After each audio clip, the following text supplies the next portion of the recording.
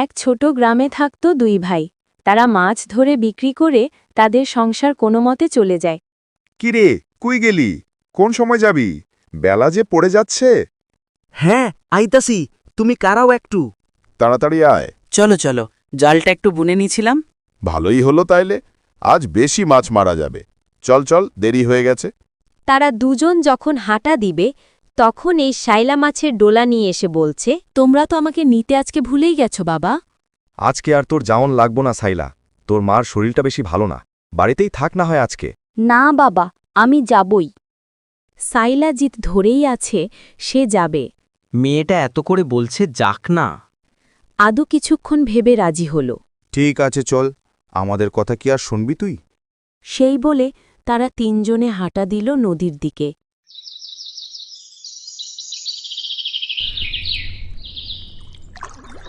আদু সাদু নৌকা চালিয়ে অনেকটা দূরে চলে আসে। সাদু নদীতে জাল ফেলছে আর সাইলা পাড়ে বসে দেখছে। দেখতে দেখতে সন্ধ্যা হয়ে গেছে। এই দিকে তারা অনেক মাছ ধরে পাড়ে এসে সাইলাকে বলছে, সাইলা মা, তুই বাড়িতে যা, গিয়ে বল মাছগুলো রান্না করতে। আমরা আরেকটু দেখেই আইয়া পড়ম। আচ্ছা তাইলে আমি যাই বাবা।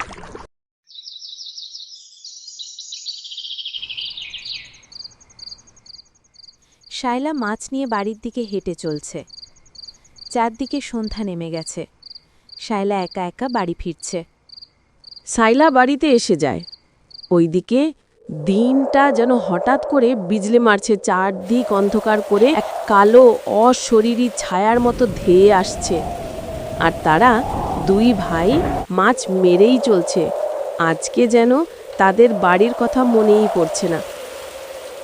ভাই, দিনের অবস্থা তো খুব খারাপ, খেয়ালই করিনি। বাড়ি ফিরে চল তাড়াতাড়ি। তাই তো দেখছি, নৌকো তো ডুবে যাবে যাবে অবস্থা। সে বলে নৌকা চালালো জোরে। ততক্ষণে যেন দেরি হয়ে গেল। গাছপালা যেন ভেঙে ঝড় বৃষ্টি শুরু হয়ে গেল। সাথে সাথে এক প্রবল কালো ছায়া যেন মুহূর্তের মধ্যে ঢেকে দিল।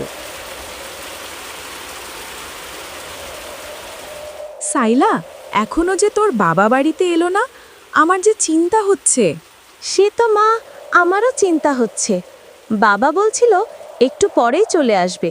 আমি কি দেখে আসবো কাকিমার ঘরে? বাইরে তো অনেক ঝড়, তোর যাওয়া লাগবে না, দেখি আর একটু। সে বলে তারা অপেক্ষা করতে লাগল। রাত তখন অনেক হয়েছে, ঝড় থেমে গেছে, তবু তাদের বাড়ি ফেরা হলো না। বাইরে থেকে সাধুর বউ হাঁপাতে হাঁপাতে এক দৌড়ে ঘরে ঢুকল। ভাবি, ভাইজান কি বাড়িতে আইছে? এত ঝড়ের মধ্যে এখনো যে বাড়িতে ফিরল না, এইদিকে যে ভোর হতে চলেছে ভাবি। আমিও যে সেই কখন থেকে অপেক্ষা করছি, মানুষটা যে বাড়ি ফিরল না। শায়লা অপেক্ষা করতে করতে মেয়েটা না খেয়েই ঘুমিয়েছে। চল গিয়ে দেখি কোনো বিপদ হলো কিনা। আমার যে কু গাইছে মনটা।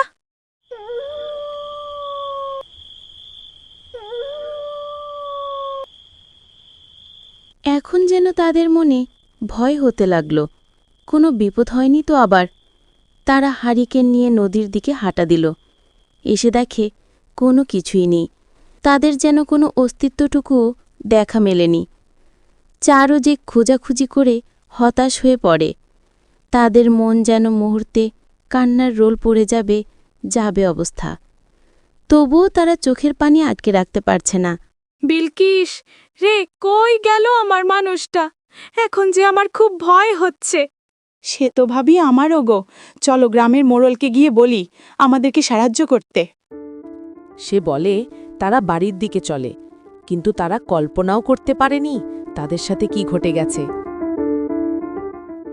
তারা পাড়ার প্রতিবেশীর কাছে সাহায্য চাইতে লাগল। সবাই এ কথা শুনে অবাক হয়ে যাচ্ছে।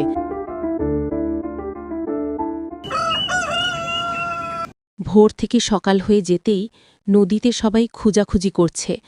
সাইলা আর তার মা কাকি নদীর দিকে তাকিয়ে আছে। তাদের মনে এক কালবৈশাখীর ঝড় বইছে। কি থেকে কি হয়ে গেল ভাবতেই যেন কান্না করছে। পাড়ার সবাই নদীর পাড়ে দাঁড়িয়ে অপেক্ষা করছে, আর কিছু মানুষ নদীতে খুঁজেই চলছে। পেলি রে কিছু? অনেক তো খুঁজতেছি, পাচ্ছি না। ভালো করে খুঁজ, পাবি পাবি, মন বলছে পাবি।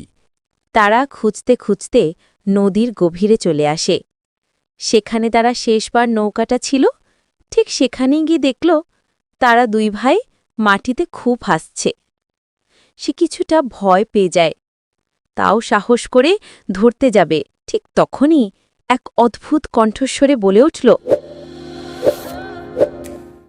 দাঁড়া, কেন এসেছিস তুই এখানে? তোর তো দেখছি অনেক সাহস। যেভাবে এলি সেভাবেই ফিরে যা। সে ছিল পাড়ার সাহসী ছিলে, তবুও যেন ভয় করছে তার মনে। আমি মানে আপনি তাদের বউ বাচ্চা অনেক কান্নাকাটি করছে, আমাকে যে নিয়েই যেতে হবে। তোর যেন মরার ভয় নেই? তোকে বলছিলাম ফিরে যেতে, গেলি না কেন? আচ্ছা, তবে ঠিক আছে, নিয়ে যা, কিন্তু এটাই তোর শেষ কথা।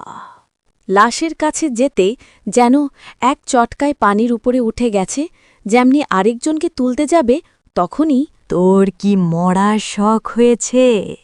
যদি বাঁচতে চাস তাইলে পালা, এখনই পালা। সেই কথা শুনে আর সাহস করেনি। তাড়াতাড়ি যেন নিজের জীবনটা নিয়ে কোনো মতে আসছে। নদীর উপরে লাশ ভেসে উঠতে দেখে গ্রামের সবাই অবাক। সায়লা আর তার মা কাকি যেন কেঁদেই যাচ্ছে। এই দৃশ্য দেখে কেউ আর এগিয়ে গেল না লাশের কাছে। সায়লা ছোট মেয়ে, বাবার জন্য পাগল হয়ে দূরে ছুটে যায় বাবার কাছে আর কান্না করতে থাকে। বাবা, তোমার কি হলো বাবা? ওঠো বাবা, ওঠো। ওগো, আমাদের এভাবে একা করে চলে গেলে আমরা কিভাবে থাকব তোমাকে ছাড়া? কত করে বলি মাছ মারতে যেও না, আমার কথা শুনলে আজকে এমন হতো কি? কেঁদো না ভাবি, আপনার দেবরের তো কোনো খবর এখনো পেলাম না। সে তাহলে কোথায় আছে ভাবি?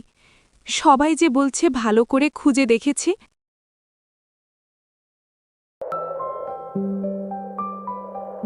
সেদিনের লুকানো কথা কেউ জানেনি আজ পর্যন্ত। প্রতিদিন সকালে এসে নদীর দিকে চেয়ে থাকে, যদি তাকে ফিরিয়ে দেয়, যদি কোনোদিন সে ফিরে আসে। গ্রামের কত মানুষ তাকে নিয়ে কত কানাঘুষা কথা, লোকমুখে সমালোচনা চলছে। বিলকিস প্রতিদিন সকাল বিকল করে হাতে কিছু খাবার নিয়ে এসে নদীতে ভাসিয়ে দেয়। জানি না তুমি কোথায় আছো, কেমন আছো। তুমি ভালো থেকো, আমি কিন্তু তোমার অপেক্ষায় আছি।